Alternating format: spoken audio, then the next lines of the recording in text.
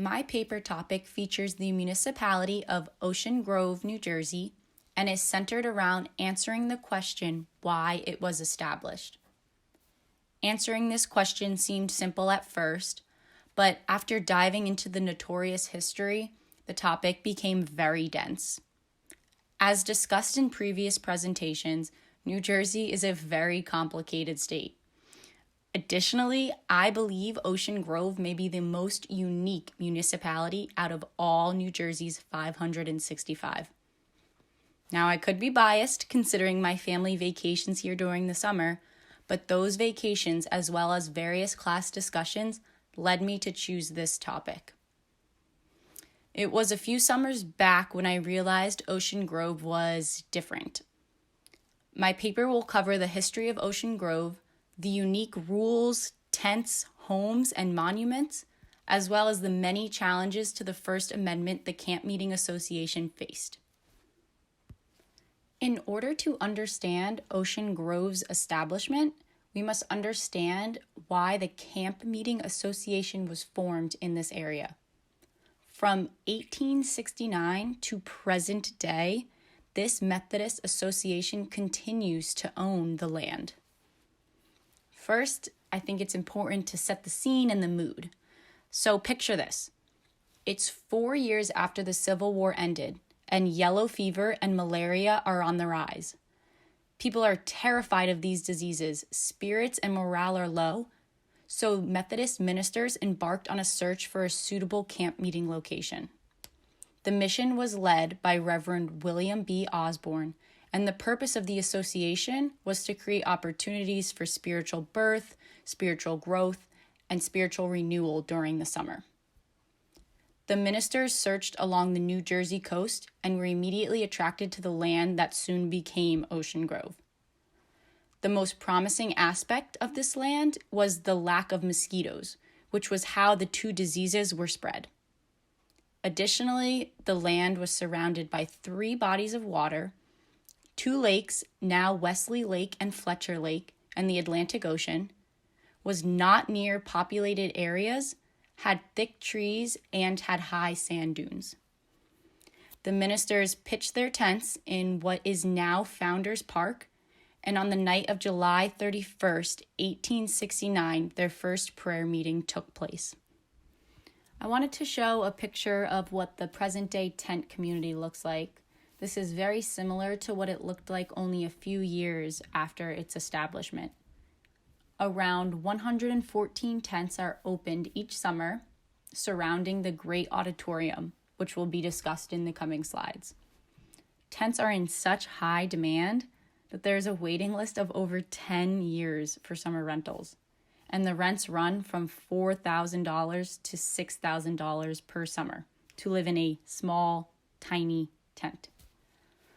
Relating this to our class discussion, there can be both benefits and costs to such a distinct community.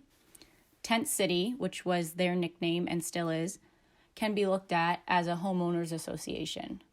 All prospective tent inhabitants are interviewed, and while they do not have to identify as Methodists, they do have to support the association's spiritual missions in order to rent.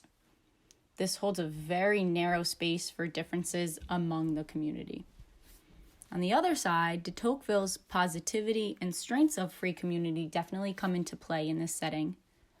Renters feel connected and they feel a responsibility to continue the mission that was created by the association in Ocean Grove. Also, Robert Nozick's political philosophy is prevalent because the community fosters political and social engagement and creates that protected space for the familiar. I thought a timeline was the best way to show how the uprising of the municipality began. So in 1870, streets were formed. They were all given biblical names such as the Pilgrim Pathway or Mount Tabor Way, and the Great Auditorium runs on Pilgrim Pathway today. In 1871, a post office opened, a police department formed, as well as a municipal court and fire department. In 1875, the Ocean Grove Record newspaper began publishing, which I will talk to in great detail in the coming slides because it's an important part. In 1877, the boardwalk was created. If you know Jersey Shore, you know they're very famous for their fun boardwalks. And in 1894, the Great Auditorium was built. This auditorium did not undergo much change since then. It was initially built for 10,000 people, and they limited that to 6,000 people today. The pictures to the left are two of many monuments in Ocean Grove. The top cannon is accompanied by a flagpole, which is a relic of the Battle of Gettysburg.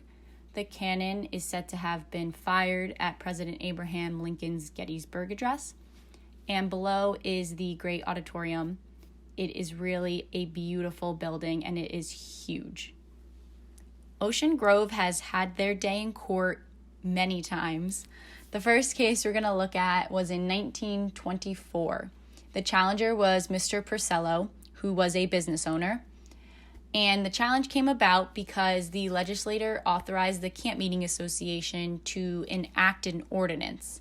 And this ordinance was passed on January 19th, 1923, which allowed the Ocean Grove Camp Meeting Association to be the ones to grant licenses in trades, businesses, occupations, and employment in Ocean Grove. Purcello argued that the Camp Meeting Association is not a legitimate class of municipalities with respect to which legislation purporting to be general municipal legislation can be enacted. The court held that the Camp Meeting Association has been treated by the legislator as a class in municipal legislation for many years and will continue to do so. So the court struck down the challenge. In my paper, I want to talk about Holmes Rule and understand how this municipality works with the state balancing this municipality's powers. The next few cases I'll be talking about involve challenges to the First Amendment of the United States Constitution. Specifically, the cases on this slide involve the freedom of press and the Establishment Clause. So a little background about these cases: they involve the infamous blue laws that Ocean Grove enacted. These were known as the Sunday Ban. So a religious ordinance prohibited driving, beach going, and shopping on the Sabbath. This meant from 12 a.m. Sunday to 12 a.m. Monday, you could not do any of those activities. Again, you could not drive, you could not go to the beach, and you could not shop at local markets. The only legal exception to this rule were vehicles that were able to drive were emergency vehicles, police cars, ambulances, and fire trucks. So the first case in 1977, Shahad challenged this ordinance by arguing the freedom of press and the Establishment Clause were violated. He reasoned that he could not complete Sunday deliveries and that the police power to the Methodist Association was too broad. Unfortunately, the court struck down his argument and ruled that the ordinance could continue. In 1979, however, Selmer challenged the ordinance, and this time it did not pass constitutional muster, and it was abolished after the ruling in this case. A case we talked about in class, the New Jersey Coalition Against War versus JMB Realty in 1994, focused on a multi-factor standard. And I want to use this standard and see if the ordinance will fly under the A, normal use of the property, B, the extent and nature of the public's invasion to use it, and C, the purpose of the expressional activity in relation to both its private and public use. So in my paper, I will be going through those factors. Here is another case that involved a challenge to the First Amendment of the U.S. Constitution, although this time it was the Ocean Grove Camp Meeting Association who brought this challenge. So in February of 2007, the New Jersey legislature legalized same-sex marriage. Soon after, a lesbian couple asked to use Ocean Grove Camp Meeting Association's beachfront pavilion for their wedding ceremony, and the association denied this request. The couple filed suit for a discriminatory action and argued that the structure owned by a religious group and used for religious services was not a worship facility. So this boardwalk, they claimed, was not a religious facility. They won their case, and after, the association filed suit against New Jersey for violation of their First Amendment rights.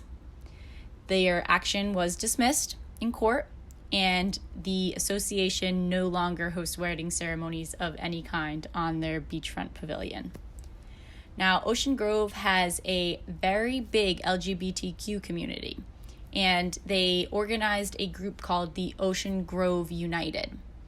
And they coexisted with the Camp Meeting Association until 2007, when this challenge by this lesbian couple was brought. And after the challenge, after the lawsuits, Sandy took place and destroyed all of New Jersey's shorelines. So the Ocean Grove United and the Camp Meeting Association came together and raised money to build up their properties thereafter. Ocean Grove has a very unique municipality. As we know, New Jersey is complicated, and Ocean Grove definitely contributes to the maze of understanding the 565 municipalities and their strange local governments. Here's an area I definitely need more research on because it's very limited as to what exactly Ocean Grove qualifies as and what power and control they have over Neptune Township. What I do know is Ocean Grove is part of Neptune Township, which is located in Monmouth County, New Jersey. Neptune Township is comprised of Ocean Grove, Shark River Hills, Midtown, Bradley Park, and West Neptune. You can be in Ocean Grove and you can walk to dinner to Asbury, which is their neighbor, but they are completely separate. Neptune Township is governed under the township form of New Jersey municipal government, which is the second most commonly used form of local government. The township committee is comprised of 5 members to serve a 3-year term, 1 member, which is the mayor, and another member is a deputy mayor. Some facts about Ocean Grove itself is that the 2010 census population calculates to 3,342 residents. It is one of 32 dry towns in New Jersey. And like I said about Asbury, that is a very hip, upcoming area. So if you couldn't go out, drink with your friends, have fun in Ocean Grove, all you have to do is take a few steps and you're in Asbury Park.